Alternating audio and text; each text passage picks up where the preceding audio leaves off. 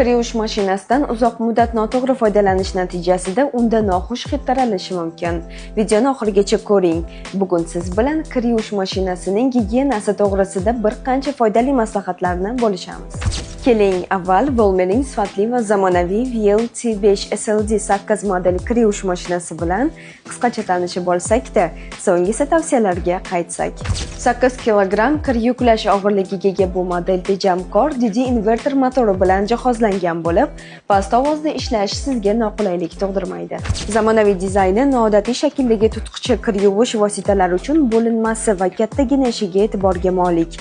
Ham sensor, ham mexanik boshqaruv imkoniga ega 16 xil turdagi dastur sizga muntazir. Kir qo'shish va alohida dog'lar uchun qo'shimcha yuvish funksiyalari borligi sizga kir yuvish jarayonida qulaylik yaratadi hamda kiyimlaringizni yangidek qilib beradi.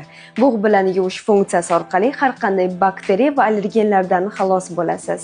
Baraban turi Diamond bo'lib, kiyimlarni yuvishda matolarga zarar yetkazmay, avaylab yuvadi. Siqish tezligi daqiqasiga 1200 aylanani tashkil etadi. Endi esa shunday ishonchli kir yuvish mashinalaridan noxush hidlar kelishini oldini olish uchun bir nechta oddiy, ammo muhim qoidalarni bilib oling. Har bir kir yuvishdan keyin eshikni ochiq qoldiring. Rezina qismini quruq mato bilan arting. Yuvilgan kirlarni darrov oling. Qo'llanmada ko'rsatilgan miqdordan ortiqcha kir yuvish vositalarini ishlatmang. Filtrni har 1-2 oyda bir marotaba tozalab turing. Video foydali bo'lgan bo'lsa, yaqinlaringizga ham yuborib qo'ying. Volmer sifat va zamonaviylik uyg'unligidagi texnika.